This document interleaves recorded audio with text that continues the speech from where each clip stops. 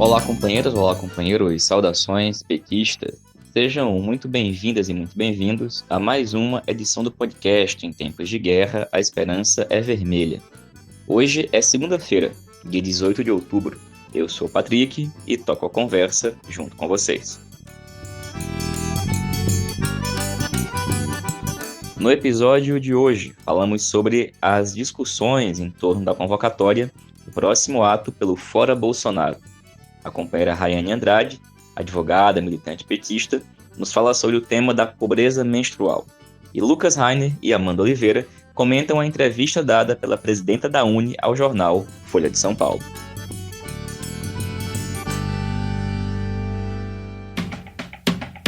E pessoal, começamos a edição de hoje do podcast falando sobre as discussões em torno da convocação para o próximo ato pelo Fora Bolsonaro. Para falar sobre esse ato, a gente vai fazer aqui um breve retrospecto das mobilizações feitas até agora em 2021. Por quê? Porque desde o dia 29 de maio, que foi o terceiro mês mais letal da pandemia, com quase 60 mil mortes, e no momento em que a vacinação ainda tinha imensas dificuldades para avançar, nós tivemos uma primeira grande mobilização pelo Fora Bolsonaro. Aquele ato do 29 de maio, realizado naquelas circunstâncias, não teve unanimidade entre as organizações populares e de esquerda. Vários setores não aderiram àquela mobilização, mantendo a linha do fique em casa, de forma antagônica à linha da luta e da mobilização social. Ainda assim, o ato foi expressivo e contribuiu com as condições para uma nova convocação que veio para o dia 19 de junho. Em 19 de junho, outros setores que não foram às ruas no dia 29 compareceram. Foi um ato maior, realizado em uma maior quantidade de cidades e, em sua maioria, com um maior número de pessoas. Esse ato do dia 19 de junho, inclusive, representou uma mudança na linha política de uma parte do PT, que no 29 de maio, por exemplo, nos casos de Pernambuco ou do PT da Bahia, tinham publicado resoluções ou orientações recomendando que a militância não comparecesse aos atos. 19 de junho, portanto, foi maior. E esse foi o tom das mobilizações seguintes, ocorridas no mês de julho, que também foram impulsionadas inicialmente pelas novas denúncias feitas na CPI da pandemia sobre propina negociada por membros do governo Bolsonaro para a aquisição de vacinas, o que retardou e muito o início da vacinação aqui no Brasil. Foram feitos atos, portanto, nos dias 3 e 24 de julho. Mas, já naquele momento, pós-dia 24, começaram alguns balanços que apontavam que talvez tivéssemos batido no teto, chegado no limite do tamanho das mobilizações. Tanto que, no mês de agosto, ocorreu uma redução na mobilização. Marcou-se um ato para o dia 18 de agosto, com centro na luta contra a reforma administrativa. E, em seguida, nós tivemos a mobilização para o dia 7 de setembro. Essa que teve um monte de divergência no que diz respeito à sua realização ou não, por conta das ameaças da extrema-direita que estaria na rua naquele dia, bem como divergências sobre a participação de forças da centro-direita. No fim das contas, a mobilização do Grito dos Excluídos se mostrou fundamental para não deixar a extrema-direita ocupando as ruas. E o ato do dia 12 de setembro, organizado pelo MBL e a centro-direita, esse, como dizem por aí, flopou. E nós tivemos agora, no dia 2 de outubro, mais uma mobilização nacional pelo Fora Bolsonaro, que foi bastante expressiva, com presença central das organizações de esquerda, do campo democrático popular e com a ausência dos setores do centro e da centro-direita. No entanto, passado o dia 2 de outubro e iniciado o processo de avaliações e planejamento para o próximo ato, voltam-se a ter avaliações sobre termos batido ou não no teto e convocarmos ou não mobilizações para o dia 15 ou dia 20 de novembro. E companheirada, Em uma edição recente aqui do podcast, nós apresentamos a opinião que foi aprovada e feita a resolução da Direção Nacional da Tendência Petista Articulação de Esquerda. E, na nossa opinião, é fundamental que nós terminemos o ano de 2021 com uma grande mobilização. Uma mobilização que seja organizada no mês de novembro. Uma mobilização que tenha, inclusive, a participação efetiva do presidente Lula, não só convocando, como participando dos atos. Porque o final desse ano, em especial o mês de novembro, vai ser marcado por uma disputa política ainda mais acirrada. Como a gente já falou aqui, a direita tem a todo instante tentado alçar um balão de ensaio da terceira via. O bolsonarismo, inclusive na última pesquisa, demonstra algum grau de reação e, portanto, o jogo está sendo jogado. E é fundamental que a arena que nós disputemos, que é a arena das ruas, da luta social e da mobilização, não seja abandonada, muito menos por um diagnóstico de que se bateu no teto. Se bateu no teto, que furemos o teto, passemos do teto. E para isso é preciso organização, organização e organização.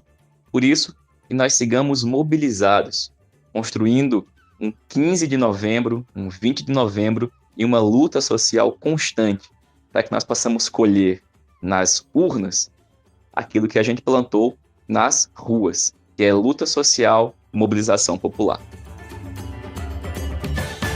E pessoal, dito isso, a gente vai escutar agora o companheiro Lucas Rainer, da direção da UNE, e falar para a gente da entrevista concedida pela presidenta da União Nacional dos Estudantes, Bruna Brelas, para a Folha de São Paulo.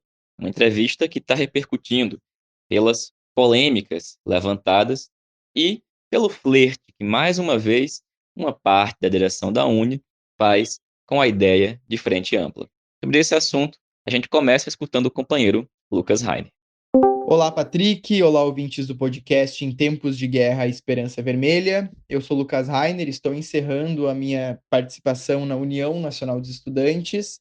E para encerrar esse ciclo, quero fazer um comentário sobre uma matéria lamentável que foi publicada ontem pela Folha e que surpreendeu a todos nós, militantes do movimento estudantil, mas sobretudo aqueles militantes do movimento estudantil que são filiados, que constroem, que são militantes também do Partido dos Trabalhadores, quando a Folha publicou no dia de ontem a matéria intitulada Esquerda precisa falar sobre sua rede de ódio, diz líder da UNE que dialogou com FHC e MBL pelo Fora Bolsonaro.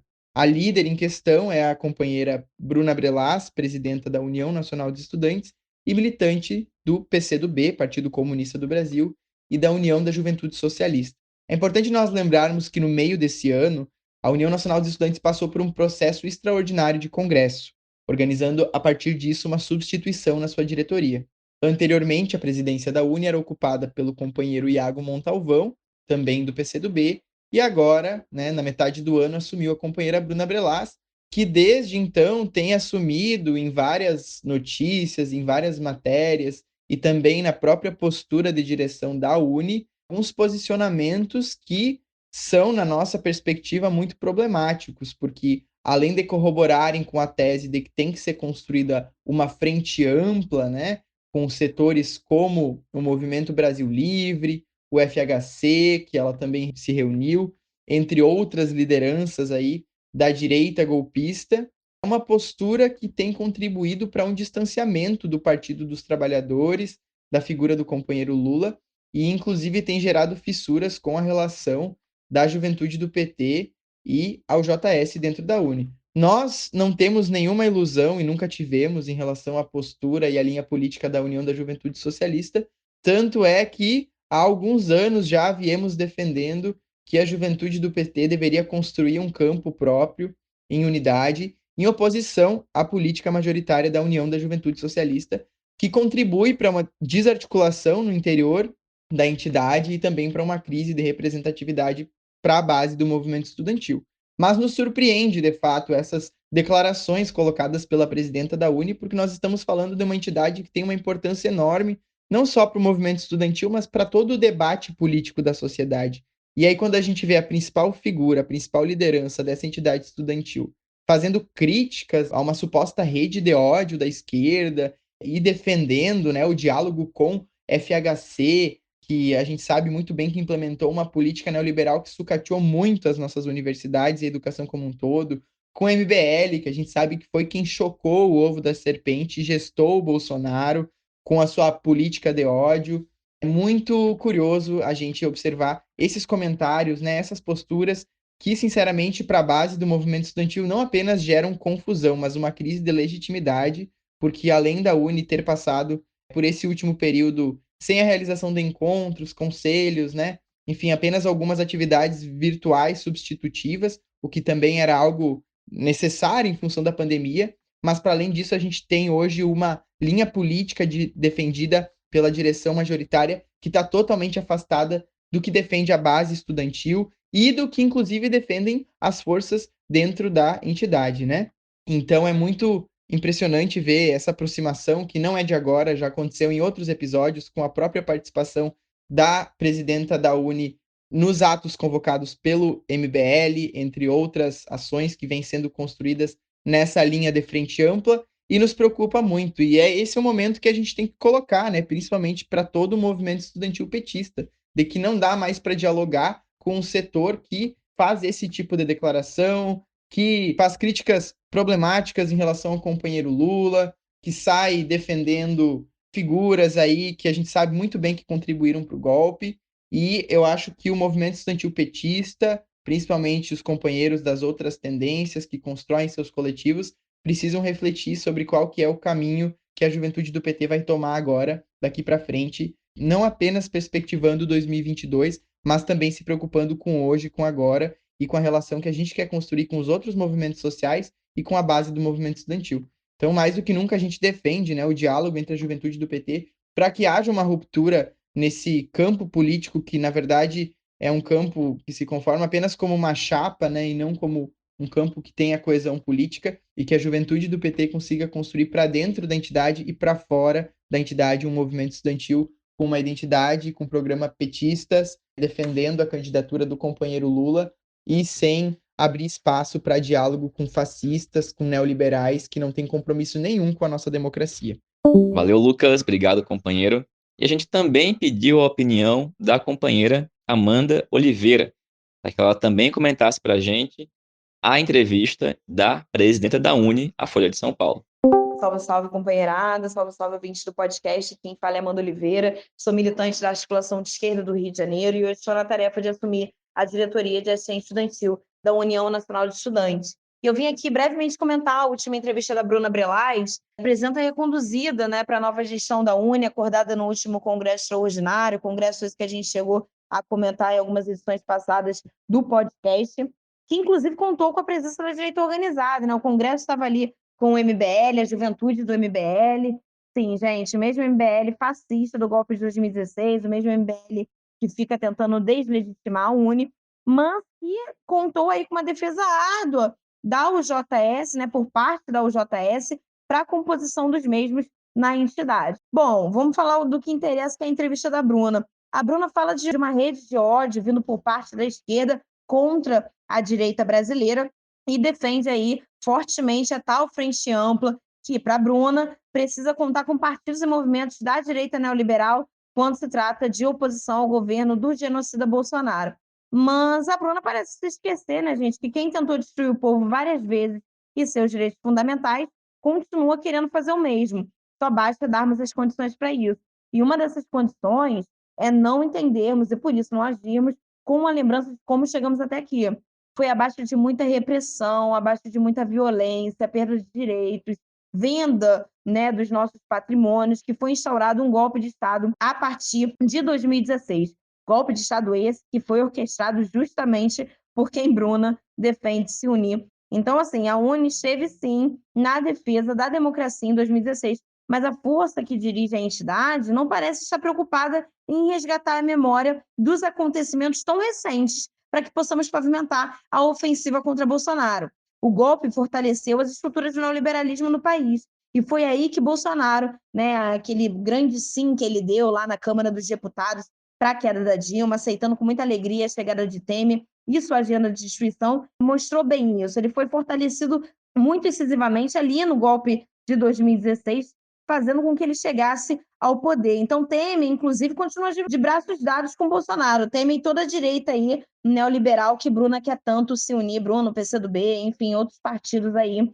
Mas, bom, a Uni está sendo vidraça, sim, de críticas, mas não só por parte da esquerda, porque a direita continua tentando deslegitimar a Uni. Mas, gente, a Uni não tem nada a ver com isso, pois as falas da Bruna não representam a entidade que tenta ser construída democraticamente com outros movimentos e forças. Nada foi deliberado sobre a frente ampla dentro da entidade, e por isso a participação da Bruna em atos com a direita, como foi no caso do dia 12, foi tão criticada. Não há concordância, bem como as recentes falas dela não representam a maioria dos estudantes brasileiros, pois não estão em convergência com qualquer posicionamento oficial da entidade. E é preciso acordar para a realidade, né, gente? Somos nós da esquerda, do Partido dos Trabalhadores, que sempre lutamos contra as desigualdades, vendo nossos companheiros e companheiras tombarem em nome da democracia pelos mesmos raposas velhas que nunca saíram do poder e que ajudaram a estruturar o poder que Bolsonaro tem hoje. Então é preciso lembrar, sim, de Temer, da direita brasileira golpista, para que possamos entender que o governo Bolsonaro é uma extensão do governo ilegítimo anterior,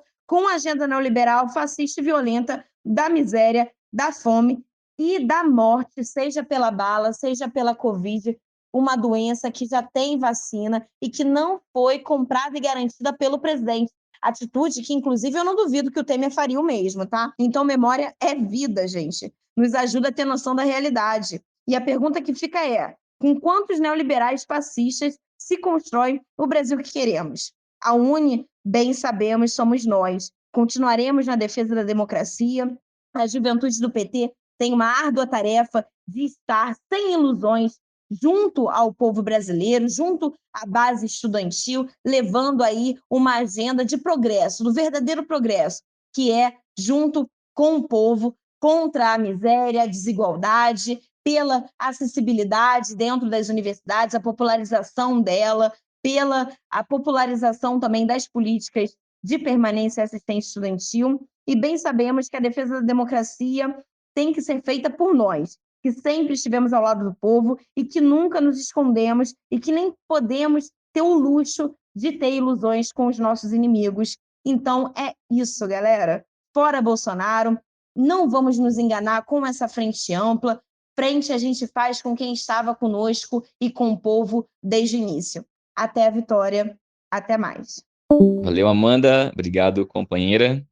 E companheirada, um assunto muito importante que tem ocupado um espaço na pauta política do país ao longo das últimas semanas é o assunto da pobreza menstrual. Sobre esse assunto, a gente pediu que a companheira Rayane Andrade, advogada, militante petista e recentemente eleita coordenadora do Setorial de Direitos Humanos do PT do Rio Grande do Norte, falasse para a gente. Oi, pessoal, quem fala é Raiane Andrade, professora e militante petista aqui no Rio Grande do Norte. E, bom, o assunto das últimas semanas tem sido a política de enfrentamento à pobreza menstrual. O recente veto do presidente Bolsonaro à medida da nossa companheira Marília Reis, que previa a distribuição do item de higiene às pessoas que têm ciclo, que estão em vulnerabilidade social, foi, para surpresa de ninguém, vetado pelo presidente. Ainda surgiram tentativas de justificativas absurdas, como aquelas prestadas pela própria ministra Damares Alves, que nos colocava a disjunção: vocês querem vacina ou absorventes? Como se uma coisa, né, declinasse a outra. A verdade, pessoal, é que essa janela de discussão sobre a pobreza menstrual nos dá a oportunidade de debater por que que a gente defende o socialismo enquanto horizonte estratégico da nossa luta e não como palavras ao vento. Nós temos a necessidade de comprar um item tão básico e fundamental para a saúde de todas as pessoas que têm ciclo, porque a gente sempre ressalta, não são apenas mulheres cis, de mostrar a barbárie que este modo de produção capitalista, patriarcal e racista nos oprime, né, nos coloca. Veja, segundo dados, 13,6 milhões de pessoas vivem na extrema pobreza. Isso significa viver com menos de US$ 1,90 por dia, que dá mais ou menos em torno de R$ 5. O absorvente mais barato custa 4. E aí eu te pergunto, se você está na rua, está numa situação de extrema vulnerabilidade, o que você vai escolher? Comprar uma água, uma comida ou garantir a sua higiene pessoal? A resposta é óbvia, e são as mulheres negras, as pessoas trans negras e pobres que mais sofrem com esse verdadeiro dilema, diferente daquele que Damares nos propõe. Então, a mobilização pela derrubada do veto é fundamental para orientar a nossa atuação enquanto mulheres feministas, pessoas LGBTQIA+, né, enfim, de esquerda, mas especialmente é uma grande janela para nós pensarmos sobre como é fundamental a gente derrotar esse modo de produção que transforma coisas tão básicas quanto o absorvente em mercadoria. Valeu, Rai. Obrigado, companheira. E pessoal, essa foi mais uma edição do podcast Em Tempos de Guerra, a Esperança é Vermelha. Como vocês sabem, esse é um podcast totalmente feito por meio de troca de áudios de WhatsApp com militantes do PT espalhados por todo o país, com publicações toda segunda e sexta-feira. Lembramos a vocês que na quinta tem a edição do programa Antivírus, transmitido no YouTube e no Facebook, do jornal Página 13, com os companheiros Walter Pomar e Natália Sena, tratando da conjuntura da semana. Nos reencontramos muito em breve. Saudações petistas, fora Bolsonaro e até mais.